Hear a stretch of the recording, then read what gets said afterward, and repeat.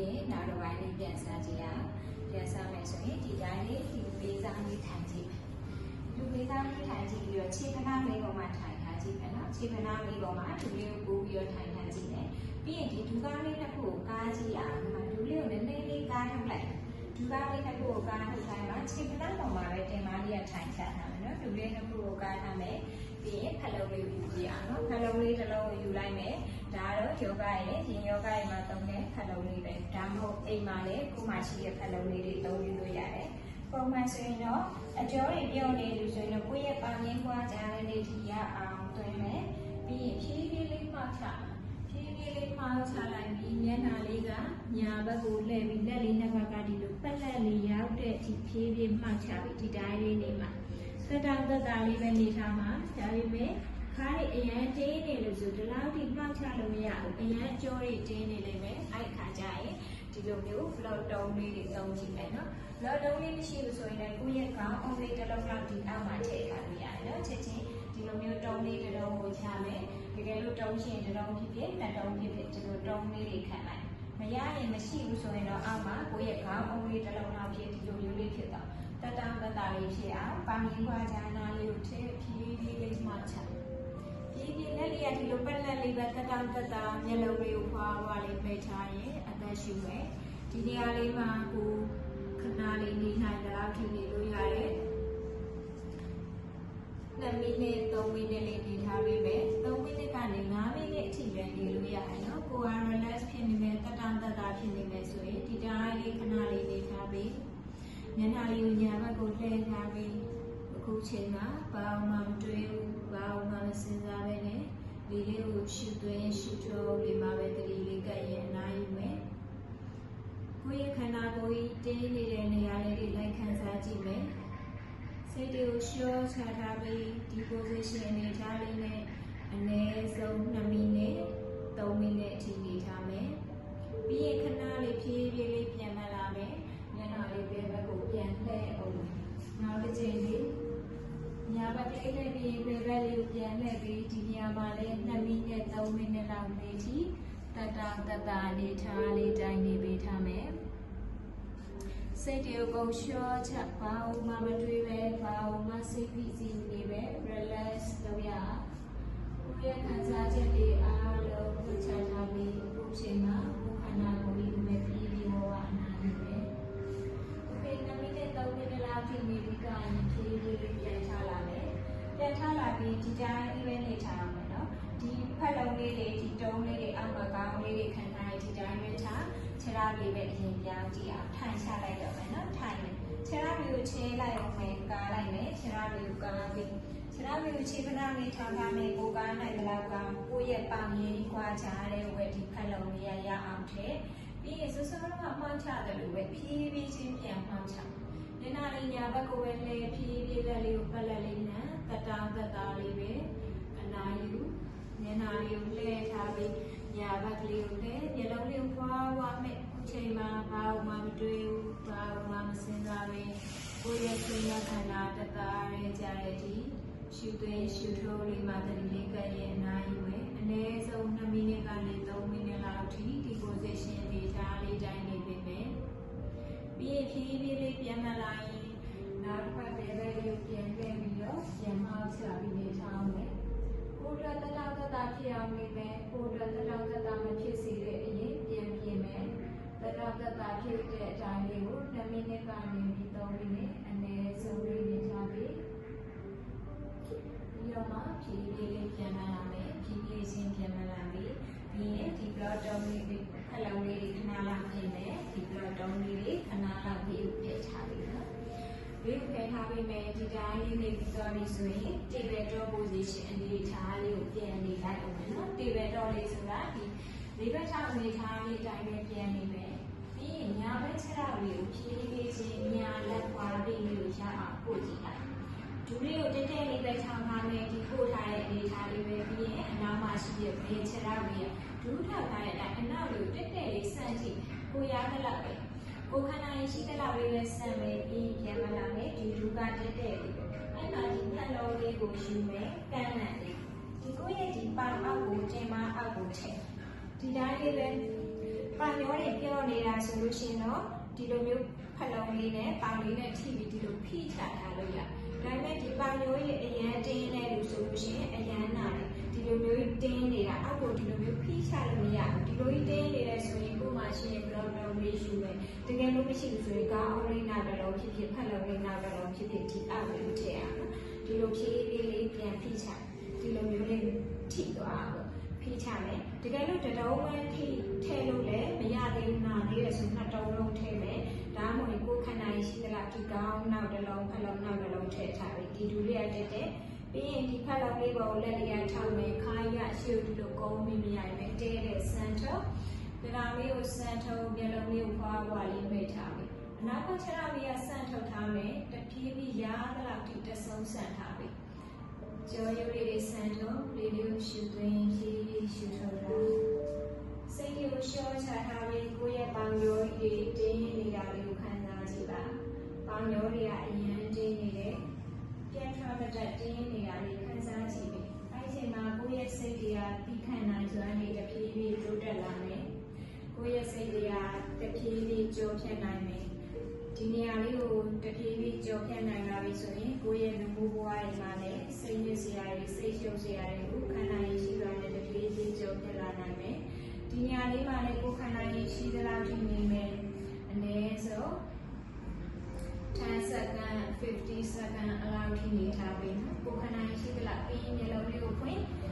ပြီးရင်ပြန်မဖြတ်ချသေးပဲဒီညာလက်လေးရညာဒူးပေါ်ကိုတင်လိုက်မယ်ပြီးရင်ဒူးလေးကိုတွန်းချရပေါင်လေးကိုကားပြီးတွန်းချသွားပြီးတရားလေးကိုဆန်းတဲ့ဒီလိုကိုယ်မဟုတ်ပဲတရားစစ်ကိုဆန်းထုတ်အဲ့မှဒီနောက်တစ်ခုဖိထားတာလေးဖြည်းဖြည်းဖြုတ်ချလိုက်အောင်ဖယ်ကြည့်ပါဖဲကြည့်ပြီးတွန်းချပေါင်ကြောတွေဟစ်ကြိုင်လေးဖွင့်ထားမယ်။ကိုတွန်းချထားတဲ့လက်လေးဘက်ကိုလှည့်ကြည့်ထားပြီးမျက်လုံးလေးရလေးရှုပေါင်ကြောတွေအရင်ချင်းနေတာခဏလေးသိခံထားပြီးလေးလေးကိုရှုသွင်းရှုထိုးလုပ်ထားမယ်။ကိုယ့်ရဲ့စိတ်တွေအဲ့ချိန်မှာဒေါသတွေထွက်လာလိမ့်မယ်။ခဏလေးသိခံကြည့်ရကိုယ့်ရဲ့သိခံနိုင်စွမ်းလေးတွေတဖြည်းဖြည်းတိုးတက်လာတယ်။ โอเคဖြည်းဖြည်းပြန်လာမယ်။ဒီခြေထောက်လေးကိုအနားကိုပြန်ပြီးဆွဲလာမယ်ဒီဘက်တော့အနေထားဒူးလေးပြန်ချဘယ်ခြေထောက်လေးကိုခလုံးလေးကိုကြော်ပြီးပြန်ချကြည့်ဒူးလေးကိုချထားမယ်ပေါင်ရောပြောတဲ့လူကတော့တစ်ခါလေးတင်မလေးဖိချလို့ရမယ်မရဘူးဆိုရင်တုံးလေးကိုပြန်ခံမယ်ကိုရဲ့အားလေးလက်လေးဘက်ကဖလုံးကိုထောက်ပြင်ပလေးခွင့်ထားရင်အနောက်ခြေထောက်လေးဖြည်းဖြည်းဆန်းထုတ်မျက်လုံးလေးကိုဖွာဝါမယ်ဒီလေးကိုရှုသွင်းရှုထုတ်လို့ရခုချိန်မှာဘာမှတွေးဘာမှစဉ်းစားပဲဒီလေးကိုပဲရှုသွင်းရှုထုတ်ပြီးဒီကနေ့ဒီမှာလည်း10 second 50 second လောက်လေးနေကြည့်မယ်ပြီးမှလည်းလုံးလေးကိုဖွင့်မယ်ဒူးဘောကိုလည်းလေးတင်လိုက်မယ်ဒီတုံးလေးတွေကိုဖြည်းဖြည်းဖြုတ်ကြည့်ပြီးအာမနာခုခန္ဓာလေးဖြုတ်ဘယ်လက်ဘယ်ဒူးကိုပဲလက်လေးတင်ပြီးပေါင်လေးကိုကားချက်ရဟစ်ကြိုင်လေးဖွင့်မယ်ကိုယ့်ရဲ့လက်ကလေးနောက်ကိုလှည့်ကြည့်ပြီးပေါင်ရိုးတွေရန်တင်းနေတာလေးကိုခံစားကြည့်ထားဒီခြေဝါးလေးပါခြေဝါးလေးလန်တဲ့အထိတွန်းချထားလို့ရတယ်စိတ်တွေကိုရှော့ချရှုသွင်းရှုထုတ်ပြီးလုပ်ထားမယ်โอเคဒါလေး10 second 50 second လေးနေမယ်ပြီးမှပြန်မလာရโอเคဖြည်းဖြည်းချင်းခြေထောက်လေးကိုပြန်ဆွဲလာပြီးโอเคဒူးဘော်လေးကိုပြီးရင်တလုံးလေးကိုဖွင့်ပြီးဒီလေးထိုင်ချလိုက်မယ်ပြီးရင်ပလက်လေးနံတော့မယ်နော်ပလက်လေးနံမယ်ဒီခက်လုံးလေးနဲ့ပဲပလက်နံရအောင်ခဏလေးကြည့်ပြီးပလက်လေးနံမယ်ဆိုရင်ခဏလေးထိုင်လိုက်မယ်ခြေထောက်လေးနှစ်ချောင်းပူထားအောင်မယ်ဒီခြေဝါးလေးတစ်ခုပူထားမယ်ဒူးလေးတစ်ခုဒီမှာထောင်ထားမယ်ဒီမှာဒူးတွေကဒီလိုချလို့ရတဲ့လူကချမယ်ပေါင်ရောအရင်တင်လို့မချနိုင်တဲ့လူကဒီမှာဘလော့တုံးလေးတစ်ခုကိုဒူးအောက်မှာချဒီလိုတုံးလေးတွေမရှိဘူးဆိုရင်လည်းကောင်းအောင်လေးတွေဖြစ်ဖြစ်တစ်ခုခုကိုချလိုက်မယ်ပြီးရင်ဒီဖက်လုံးလေးကိုကိုယ့်ရဲ့ကြောအနောက်ကလေးကိုပို့ရကြောအနောက်ဆိုရင်တစ်ချက်လေးကြည့်အောင်ဒီတင်မာနာလေးကိုဖက်လုံးလေးကိုရာပြည့်ထိကတ်ထားကတ်မယ်ဒီလိုအဝေးရနဲ့လန်ချလိုက်မှာမဟုတ်ပဲကိုယ့်ရဲ့တင်မာနာလေးရအောင်ဖြည်းဖြည်းဆွဲကတ်ဖက်လုံးလေးကိုကာရထားပြီးကြွားသွားမှဆိုလို့ဖြည်းဖြည်းလန်ချမယ်ဖက်လက်လေးကိုဖြည်းဖြည်းလန်ချတက်တောင်တက်သားလေးရှိတဲ့အတိုင်းဒီတိုင်းလန်ချလို့ကိုယ်ကတင်းတင်းကောင်းမကြနိုင်ဘူးဆိုရင်ဖက်လုံးလေးနှလုံးနဲ့ခက်လို့ရတယ်။ခေါင်းအုံလေးနှလုံးထည့်လို့ရတယ်။လက်လေးကိုဒီမှာပတ်လက်လေးနဲ့မျက်လုံးလေးကိုဖွာပါမယ်။ဒီရုပ်ရှုသွင်းရှုထောင်းလေးလို့ထားရ။ စားပဲလေးလေးကိုရှုသွင်းရှုထိုးလေးလောက်ထားကြည့်မယ်စံစားနေခြေပြားဒီခန္ဓာကိုယ်မှာရှိတဲ့တင်အားရရှောချရဲ့အနာယူတော့မယ်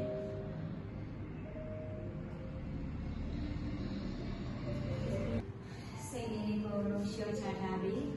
ခုချိန်မှာဘာမှမတွေးဘူးဘာမှမစင်စားပဲနဲ့လေးလေးကိုရှုသွင်းရှုထိုးလေးမှပဲတတိလေးကတ်ထားမယ်တခြားတွေးတွေဝင်လာရင်ခဏလေးရပ်တန့်ပေးလိုက်မယ်ငြိမ်ငြိမ်လေးနေတဲ့အခါမှာတခြားတွေးတွေကဝင်လာမှာပဲတခြားတွေးတွေဝင်လာပြီးဆိုတာနဲ့ကိုယ့်ရဲ့နာသီဖျားထိတ်လေးကိုကိုယ့်ရဲ့အာယုလေးတတိလေးကိုပြန်ဆွဲခေါ်လာကြည့်ရနာသီဖျားထိတ်ကနေလေးလေးဝင်လာတာသိမယ်နာသီဖျားထိတ်ကနေလေးလေးရှုထုတ်လိုက်တာလေးကိုသိလိုက်မယ်ခံစားကြည့်ပြီးဒီနေ့တနေ့တာလုံးကိုယ်အတွက်အိမ်မက်စီနေအရာလေးဒီလိုကိစ္စအကြောင်းများလေးခဏလုံးခဏလေးဝင်ချလိုက်ရ plus ကိုအားလုံးလို့ချထားပြီးခုချိန်မှာဘာမှမတွေးဘူးဘာမှမစင်စားပဲရှုသွင်းရှုထုတ်ပြီးမှပဲဒီလိုကတ်ထားမယ်ကိုယ့်ရဲ့စိတ်လေးအေးချမ်းနေရာလေးခံစားကြည့်ပေးတာကိုယ့်ရဲ့အတွေးလေးရှင်းတတ်နေတာလေးခံစားကြည့်ပေးမယ်ဒီတိုင်းလေးကို9မိနစ်လောက်ရှိပလန်လေးခဏလေးလှန်ထားမယ်အမှဖတ်တော်လေးပုတ်ထားမယ်ပြီးရင်ခြေထောက်လေးတစ်ချောင်းရှေ့ကိုဆန်းထုတ်ကြည့်လိုက်မယ်တတဲလေးဆန်းထားရင်တတနေထားလေးပဲဒီတိုင်းလေးလျုံမယ်ခန္ဓာကိုယ်မှာရှိတဲ့တင်းအားတွေအကုန်လျှောချရဘုရားဆန်းဆန်းနေပြီးခြေပြားဒီခန္ဓာကိုယ်တစ်ခုလုံးတင်းအားတွေလျှောချမယ်ဘူကမှာရှိတဲ့စံနေနဲ့သွေးကြောလေးတွေမြင်အောင်ကြည့်ပြီးတရားတွေရှင်းမယ်။လက်ကူမှာရှိတဲ့တရားလေးတွေရှင်းချမယ်။ညခုံးညမောင်ကြီးကျုံပြီးညခုံးလေးရှုံနေပြီးတတ်တဲ့အလုံးကိစ္စအတွေးတွေများရင်ညမောင်ကြီးကျုံထားပြီးတတ်တဲ့ဖြည့်လျှော်ပေးမယ်။မျက်နှာလေးကိုပြုံးပြုံးလေးထားကြည့်ရ။မျက်လုံးပါမေးယူလေပင်ပခုံးမှာရှိတဲ့တရားလေးတွေရှင်းချမယ်။တခါလေပခုံးရည်တွင်းပြီးညှက်ချမိတတ်တဲ့တရားတွေရှော့ချပြီးလက်မတောင်စီလက်ဖြံလက်ကောင်းဝေးလက်ဖမူလက်ချောင်းလေးတွေကြည့်ကိုတရားလေးတွေအကုန်လုံးရှော့ချရပြီးရင်မက်ကြီးတစ်ခုလုံးပြေဖောင်းလာတဲ့အထိလေကိုတဝိုင်းရှူသွင်းမယ်ပြေးပြေးချင်းပြန်ရှူထုတ်မယ်ရင်ဘက်လေးနှိမ့်ကျသွားတဲ့အထိ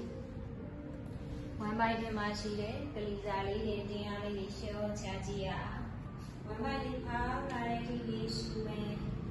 ဝမ်းပိုက်လေးရှင်းသွားတဲ့အထိပြန်ရှူထုတ်ပေးမယ်ဝမ်းပိုက်ထဲမှာရှိတဲ့အစာအိမ်ဦးသေးဦးမကြီးကြံကံပန်ခရီးတဲ့အိမ်အားလုံးရဲ့တရားလေးကိုဖြည်းဖြည်းချင်းရှော့ချလိုက်ပြီးကျုံရုံမိုင်းတရားလုံးမှာရှိတဲ့တရားတွေလည်းရှော့ချမယ်ဖက်စီယူလေးတွေမှာရှိတဲ့တရားတွေလည်းရှော့ချမယ်တင်မာပါဒူပါခြေကလောခြေချင်းဝေးခြေချောင်းလေးတွေခြေပွားလေးတွေကြည့်တရားတွေအကုန်လုံးရှော့ချလိုက်စိတ်တွေအကုန်ရှော့ချပြီးခန္ဓာကိုယ်တရားတွေအကုန်ရှော့ချပြီးစိတ်မှာရှိတဲ့တရားတွေလည်းရှော့ချရရှုသွင်းလိုက်တဲ့လေးနဲ့တူတူလူထနာကိုယ်ကိုအားအင်းဖြစ်တဲ့ဝင်ရောက်လာတဲ့ခန္ဓာကြည့်ပြီးလေရှုထုတ်လိုက်တဲ့လေးနဲ့တူတူကိုယ်ခန္ဓာကိုယ်ရဲ့စိတ်ဓာတ်လေးတွေပါသွားပြီးတော့ပေါ်ပါလန်းဆန်းနေရတဲ့ခံစားကြည့်ပြီးတော့ဒီလိုရှိရှိလေးရှုသွင်းရှိရှိလေးရှုထုတ်ရဲ့အနားယူပဲဒီနေ့အတွက်ကိုယ်လည်းကျေးဇူးတင်နေရစိတ်ထဲနဲ့လာပြောကြည့်ရဒီနေ့အတွက်ငါအတွက်ကောင်းနာလေးတွေလို့ဖြစ်ခဲ့တဲ့အတွက်ငါကိုယ်မှာကျေးဇူးတင်ပါတယ်ဒီနေ့အတွက်ငါရဲ့ခန္ဓာကိုယ်ကြီးကျမ်းမာချမ်းခိုင်စွာနေရှိနေတဲ့အတွက်ကျေးဇူးတင်ပါတယ်ဒီနေ့အတွက်ငါရဲ့နှလုံးသားလေးကျမ်းမာစွာခုန်နေတဲ့အတွက်ကျေးဇူးတင်ပါတယ်ဒီနေ့အတွက်ငါရဲ့နှလုံးသားထဲမှာချစ်ချင်းမေတ္တာတွေကျေးဇူးတရားတွေပြည့်စုံနေတဲ့အတွက်ကျေးဇူးတင်ပါတယ်ပြီးကိုယ်နှလုံးသားရဲ့ချစ်ချင်းမေတ္တာလေးကိုလိုအပ်နေတဲ့လူတွေစီကိုချစ်ချင်းမေတ္တာလေးပို့ကြည့်ရအောင်ကိုယ့်ရဲ့နှလုံးသားရဲ့ချစ်ချင်းမေတ္တာဆွမ်းအင်းဖြေအောင်တိုင်းလေးကိုဘဝလေး ရားရဲ့စီပိုးကြီးပဲဒီအိမ်ဝင်ထဲမှာရှိတဲ့လူတွေပြီးရင်လမ်းမပေါ်မှာရှိတဲ့လူတွေဒီရက်ကွက်ထဲမှာရှိတဲ့လူတွေဒီမျိုးနယ်အတွင်းဒီနိုင်ငံ